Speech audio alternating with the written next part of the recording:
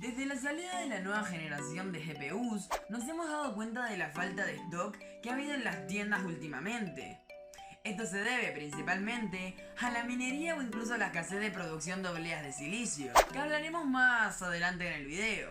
En el video de hoy intentaremos hablar del porqué de la falta de stock y cómo todo puede cambiar drásticamente por una decisión que recientemente tomó Nvidia, o cómo también podría ser un fracaso. Los dejo con el hype del video y nos no nos revimos. Pará, no, empieza el video. ¿Cómo es esto?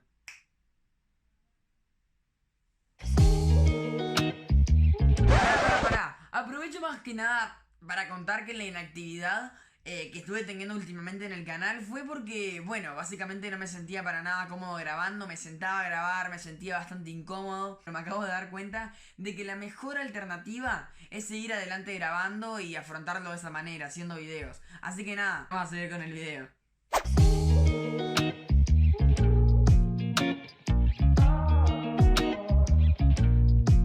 Si no estuvieron viviendo debajo de una roca durante los últimos meses, se habrán dado cuenta de la falta de stock en los nuevos productos o componentes de hardware, como la serie 3000 de gráficas Nvidia, las RX 6000 u otras alternativas que ya estaban en el mercado, pero por alguna razón no hay stock ni tampoco buenos precios, ya que los precios siguen estando infladísimos. Y la justificación que se le suele dar a esto por lo general es la pandemia o el paper launch que hicieron las empresas, que como ya sabrán, el paper launch básicamente es el lanzamiento en papel, que significa lanzar básicamente la patente largando muy pocas unidades. Bueno, en fin, a lo que quiero llegar con esto es que no influyen tanto las líneas de producción como tal, y la pandemia, bueno, todos sabemos lo que pasó en el 2020, no es la mayor causa o motivo por el cual la falta de stock está sucediendo a una escala tan grande. Esto se debe más que nada a lo que es la minería.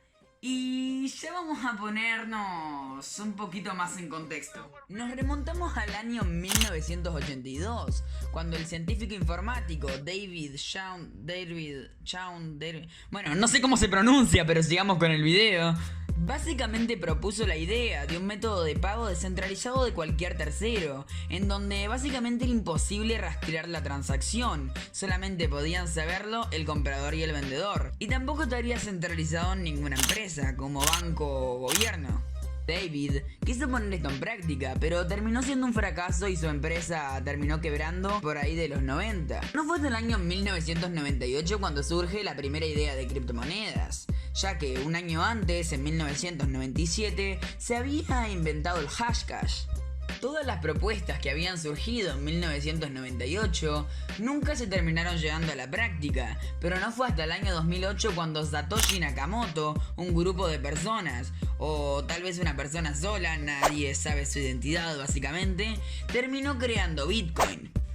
En un principio, la idea de criptomonedas sería ser un activo o método de intercambio descentralizado de cualquier gobierno o empresa, y también que básicamente sean inhackeables.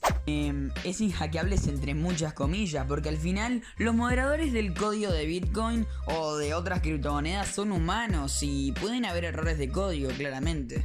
Para lograr esto, Satoshi Nakamoto utilizó un método llamado criptografía, pero antes debemos de saber que existe una red de blockchain que básicamente es una cadena de bloques codificados en donde viaja información por cada uno de los bloques con las transacciones que se hacen con las criptomonedas, y son prácticamente imposibles de desencriptar.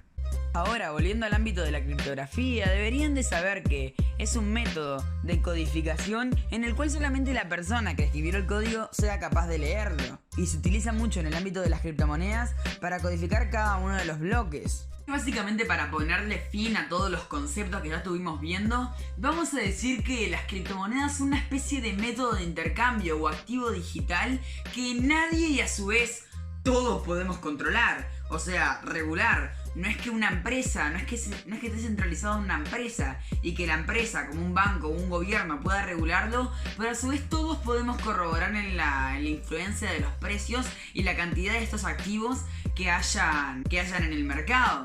Esto se puede lograr comprando el propio activo o minando la propia criptomoneda, es decir, influyendo más que nada en la oferta y regulando lo que es la red de blockchain. Aunque ahora profundizaremos un poco más en ese tema. Y hasta esta parte del video ustedes deben de estar tipo... ¡qué buena data! Pero, ¿qué tiene que ver todo esto con el mundo de las criptomonedas? es decir, la falta de stock sobre todo en las gráficas Nvidia. Bueno, como ustedes sabrán, el 2021 empezó siendo un año con récords históricos en Bitcoin, Ethereum y otras criptomonedas como por ejemplo Cardano, etc. Esto se debe principalmente a factores como por ejemplo la crisis a nivel mundial y la gente busca alternativas para poder invertir, es decir, activos digitales que no estén centralizados en ninguna empresa. Muchas personas lo ven como algo seguro y otras personas dicen que son una estafa. Pero eso depende de cada uno, porque también hay que tener en cuenta de que el precio de estos activos son muy volátiles. Como las criptomonedas subieron muy rápido de precio y tuvimos récords históricos de Bitcoin, en el momento que estoy grabando este video, ojo, de $60.000, está siendo súper rentable minar. Entonces hay cada vez más oferta de criptomonedas en el mercado. Como esto es un medio digital, debemos tener en cuenta de que la minería claramente se hace a través de un PC o un módulo, que básicamente son módulos que se ponen en paralelo y se hacen granjas enormes con estos módulos, que son específicamente para la criptografía y codificar criptomonedas, o directamente bloques en la red de blockchain. Estoy hablando exactamente de los ASIC. Los ASIC, perdón, bueno, lo repronuncio re mal. Los ASIC son módulos que funcionan en paralelo y justamente están pensados para la codificación de criptomonedas. Son módulos que si vos lo pones a funcionar, puede ser que minen muchísimo y con muchísima más eficiencia que un PC. El problema de estos módulos es que tienen muchísimo consumo de energía y el gasto por mantenerlos y directamente comprarlos puede ser altísimo. Entonces lo que hacen los mineros básicamente es recurrir a otras alternativas, como por ejemplo lo que son las gráficas, un componente capaz de realizar un montón de cálculos por segundo para la codificación de este tipo de activos digitales, que básicamente es la gráfica. La serie 3000 de gráficas Nvidia tiene una capacidad muy grande en cuanto a megahashes por segundo de codificación de este tipo de activos, o sea, en el ámbito de la criptografía. Y básicamente los mineros le temen mucho a los impuestos por luz y hacen mucha granja clandestina. El mundo de las criptomonedas es algo muy discutible y por un lado a mí también me gustaría que se incremente su valor, pero tampoco me gusta tanto la volatilidad del precio y la locura de la gente por minar. Es decir, yo es verdad que tengo invertido un cierto dinero en Ethereum y me gustaría que suba, pero por otro lado me gustaría muchísimo más que se estabilice lo que es la falta de stock en las gráficas, así que hay bastante para discutir en ese ámbito. El hecho de comprar muchísimas gráficas Nvidia y ponerlas en un rig de minería está siendo súper rentable, hasta el punto que en China están habiendo granjas de minería enormes, con muchísimos rigs de minería llenísimas y cargadísimas de gráficas. Tanto es el punto y la locura por la minería, esto básicamente es como la fiebre del oro pero de las criptomonedas, que literalmente los mineros están yendo a la puerta de las ensambladoras ofreciendo el doble del precio para comprar un montón de gráficas, así que los stocks se queman de una manera impresionante. Tanta es la locura por el ámbito de la minería que hasta laptops puestas una al lado de la otra hay minando. Hay algunos que las ponen así directamente a minar, o hay otros que extraen la PCB para hacer un rig de minería con la PCB de la laptop. Nvidia, por otra parte, empezó a darse cuenta de este problema y hizo tratar, bueno, por lo menos intentó que una 3060 de Nvidia llegara a las manos de los gamers, que básicamente para lo que está enfocada la serie 3000 de gráficas Nvidia y no dando para la minería. El problema de todo esto es que Nvidia le puso un bloqueo a la 3060 para la minería de criptomonedas, bloqueando la cantidad de megahashes por segundo que esta gráfica era capaz de hacer, con un programa instalado en los drivers. Pero resulta ser un fracaso porque sigue siendo rentable minar algunas criptomonedas y encima acaban de hacer un programa chino que básicamente sacó el desbloqueo y sigue siendo una enorme cantidad de megahashes por segundo.